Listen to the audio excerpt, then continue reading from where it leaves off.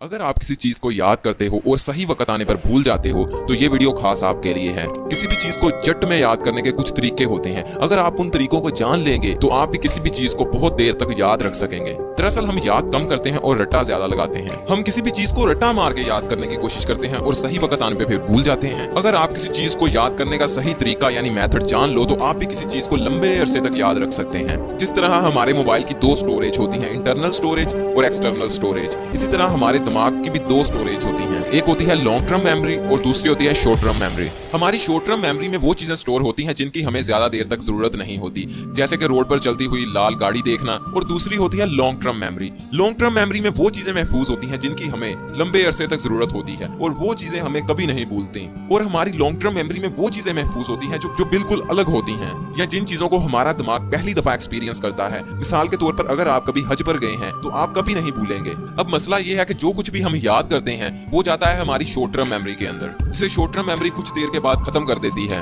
पहली बात तो ये, जब आप किसी चीज को रटोगे यानी रट्टा मारोगे तो वो कभी भी आपकी लॉन्ग टर्म मेमोरी में नहीं जाएगी। वो चीज आपकी शॉर्ट टर्म मेमोरी में ही रहेगी। जब तक कि वो आपकी शॉर्ट टर्म मेमोरी में रहेगी उस वक्त तक वो आपको बड़े अच्छे तरीके से याद रहेगी। लेकिन जब शॉर्ट टर्म मेमोरी से उड़ जाएगी तो फिर कभी याद नहीं आएगी, फिर उसे आप एकदम ही भूल जाओगे। अब किसी भी चीज को अपनी लॉन्ग टर्म मेमोरी में भेजने की जो ट्रिक्स हैं वो मैं आपको बता देता हूँ। पहली ट्रिक है ऊंचा बोल के पढ़ना। आप जिस भी चीज को पढ़ते हो उसे ऊंचा बोल के पढ़ा करो। अब आप में से कुछ लोग कहेंगे कि हम पहले ही ऊंचा बोल के पढ़ते हैं लेकिन हमें याद नहीं होता। हाँ भाई, ये बात ठीक है कि हम में से ज्यादातर लोग ऊंचा बोल के पढ़ते हैं लेकिन हमको फिर भी चीजें याद नहीं होती, फिर भी अपना स्कूल का काम याद नहीं होता। जो असल ट्रिक है वो ये है कि ऊंचा बोलकर अपनी आवाज को अपने दाएं कान में जाने दो। आप अपने मुंह पर हाथ रख सकते हो, जो कुछ आप पढ़ो आपके दाएं कान में जाए, क्योंकि साइंटिस्ट की स्टडी के मुताबिक जो चीजें हमारे दाएं कान में जाती हैं वो हमें ज्यादा देर तक याद रहती हैं। हमारा दायां कान हमारी लॉन्ग टर्म मेमोरी से जुड़ा हुआ है। शायद इसीलिए जब बच्चा पैदा होता है तो उसके कान में अजान दी जाती है। इस कान वाली ट्रिक के बाद जो ट्रिक है वो है, आप जिस चीज को याद कर रहे हो उसे ज्यादा यूनिक बनाने की कोशिश करो। किसी भी चीज को यूनिक बनाने के लिए आप अलग अलग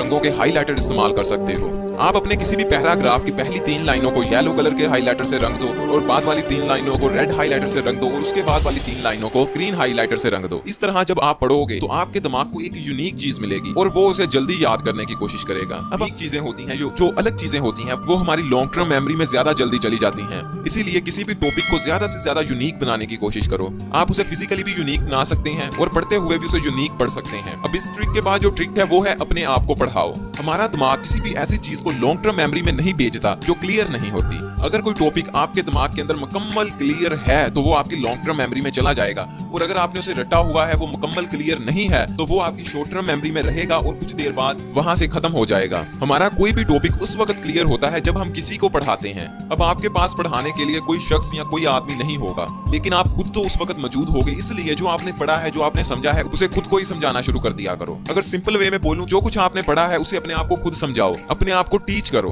अगर आप कोई टॉपिक पढ़ने के बाद अपने आप को पढ़ाते हो तो चांसेस बहुत ज्यादा हो जाते हैं कि वो चीज आपकी लॉन्ग टर्म मेमोरी में चली जाएगी। और वैसे भी अगर आप अपने आप को समझाओगे तो इससे आपका कॉन्फिडेंस लेवल भी बढ़ेगा। हमारे दिमाग के अंदर बिलियंस ऑफ न्यूरॉन्स हैं। जब आप किसी चीज को पढ़ते हो और फिर खुद उस चीज को समझते हो, अपने आप को पढ़ाते हो, तो उससे हमारे दिमाग के न्यूरॉन्स कनेक्शन एकदम मजबूत हो जाते हैं, जुड़ जाते हैं और फिर वो चीज आपको कभी नहीं भूलती। और जब आप किसी चीज को कुछ दिनों के बाद रिवाइज नहीं करते तो वो न्यूरॉन्स कनेक्शन कमजोर होना शुरू हो जाते हैं। अगर आप किसी टॉपिक को पढ़ने के बाद नेक्स्ट 6 माह के अंदर 5 दफा रिवाइज कर लोगे तो ऐसे न्यूरॉन्स कनेक्शन बन जाएंगे जो कभी भी कमजोर नहीं होंगे। अगर आप अपने दिमाग के न्यूरॉन्स कनेक्शन को मजबूत करना चाहते हो तो अपने आप को समझाना शुरू कर दो। जो कुछ आप पढ़ते हो उसे खुद को पढ़ाना शुरू कर दो। इस ट्रिक के बाद वाली ट्रिक है पढ़ने के बाद सोना। देखो भाई, ये जो हमारा दिमाग है इसके भी कुछ कवानीन है। अब आपका दिमाग हर वक्त डेटा शॉर्ट टर्म मेमोरी से लॉन्ग टर्म मेमोरी में नहीं भेजता रहता और ना ही हर वक्त न्यूरॉन्स कनेक्शन बनाता रहता है। जब आप सो जाते हो तो उस वक्त आपका दिमाग ये सारे काम करता है। अगर आप सिंपल वे में कहो तो सारा दिन आप अपने दिमाग के अंदर डेटा इंफॉर्मेशन लेके शॉर्ट टर्म मेमोरी में रखते रहते हो